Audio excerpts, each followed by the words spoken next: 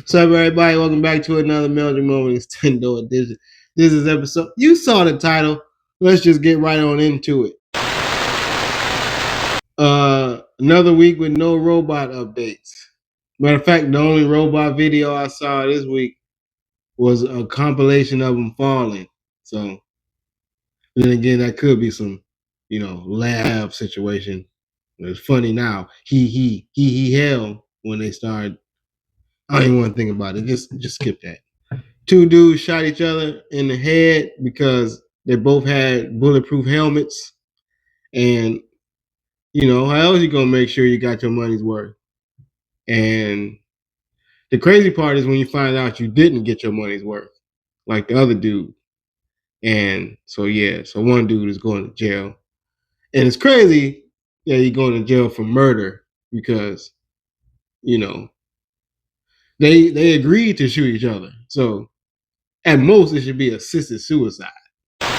Saw a video of a police chase, and I don't know, about 10 seconds in, the police got about 15 feet away and like threw a grapple hook and just grabbed the car. And then that was it. That was the end of the whole chase.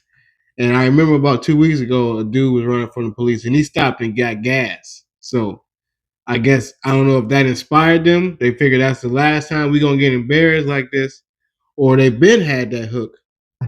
But either way, we shouldn't have any more chases after that. Everybody should get a hook. And I'm not even pro police, but police chase, yeah, we need to stop that. So yeah, give a hook. Security guards can get a hook. Even bike cops. It was a middle school class reading To Kill a Mockingbird, and they were skipping over the N-word part because, of course, it's 2025. And the teacher was like, "Why y'all skipping over it?" And then they was like, "Because it's 2025." And then he just said it anyway because it's in the book. And he's like, "We're going to read it like they wrote it," which, I mean, he stuck to his principles. No pun intended. He stuck to his guns. Well, I can't. Well, he decided to just read the book the way they wrote it. And I'm more surprised that they still reading books in 2025, not blanking out the N-word. Don't they have Google? RFK Jr. was talking about something, and I don't know what, because his voice, I can't get past his voice. Why do they let him talk? Why does he have a job where you have to talk? Give him the Stephen Hawking machine. Text me, man. I don't care if you're standing right in front of me. Don't say words to me with your voice. You can't clear it. It's going to sound like that. It's not like you just need a lozenge. That's how it sounds, period. So stop talking. Stop telling him to talk. Shut up.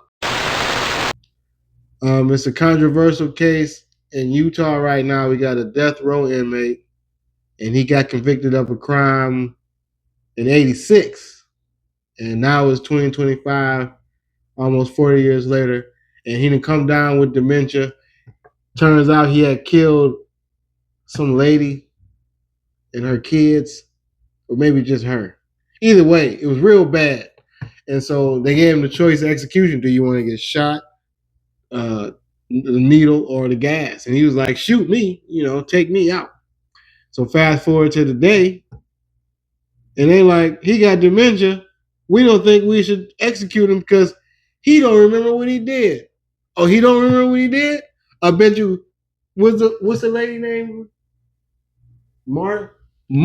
I bet you Marta remember what he did. Man, if you don't shoot this dude. They had a protest in Nepal. They call it the Generation Z protest because it was a bunch of young people mad that they blocking and banning all the social media out there. And it got intense. It got so intense that somebody ended up, getting shot. The worst part is they banned the social media, so it's like, yeah, you can call your mama, you can call the hospital after you get shot, but you can't post about it. That's the whole point. I want sympathy. So, I mean, I don't got Instagram. I don't even want to get shot. Amish lady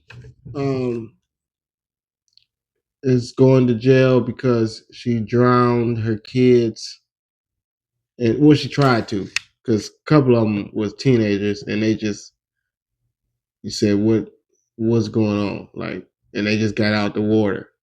And she did too, but unfortunately, her husband and her son, 4-year-old son, didn't. And all she kept saying was, I gave him to God, in the lake. And I don't know. I don't know. You learn something new about the Amish every day. Like, I knew that they can't wear sweatpants and zippers, but I didn't know that they worship Poseidon. What do you mean, give him to God in the lake? They arrested the dude that was playing Chuck E. Cheese that day. Because I'm sure they got more than one Chuck E. Cheese actors. But they arrested this particular Chuck E. Cheese dude for stealing. But the catch is, it was in the middle of another kid's party. So, like, they had to actually arrest Chuck E. Cheese. Like, they couldn't just arrest the dude. Like, I'm sure it'd have been more convenient to come get him on his lunch break or something. But no, they had to arrest him right there in costume, mid performance. Well, I guess they don't really perform. They kind of just walk around and wave. Anyway, so they arrested him.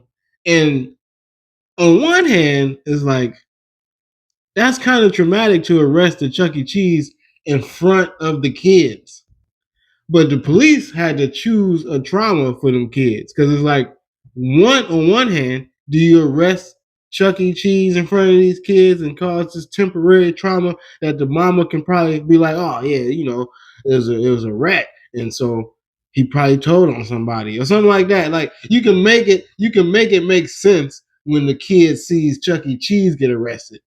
But if the kid sees the black dude playing Chuck E. Cheese get arrested, now we have generational trauma. We have systematic racism in play. We have everything they have to deal with as children right there. So it's like, kudos to those cops for arresting Chuck E. Cheese in front of those kids as Chuck E. Cheese and not, Chuck. In my feel good story of the week, a man called his mama because he wanted to avoid a domestic violence, a DV case, because his girlfriend hit him. So he like, okay, I can't hit you, but my mama can, and she did, and like, she made it easy. And I think that was good for their situation, because if he hit her, number one, it's the DV, so you got that. And then number two, you going to jail. And then you got her brothers, and you got a lot of people where, like, you can't mend this relationship. But if your mama beat her up, then she can still cry to you over getting beat up by your mama, and y'all relationship can thrive based on said ass whooping. Cleveland! This is for you! Hello, motherfucker.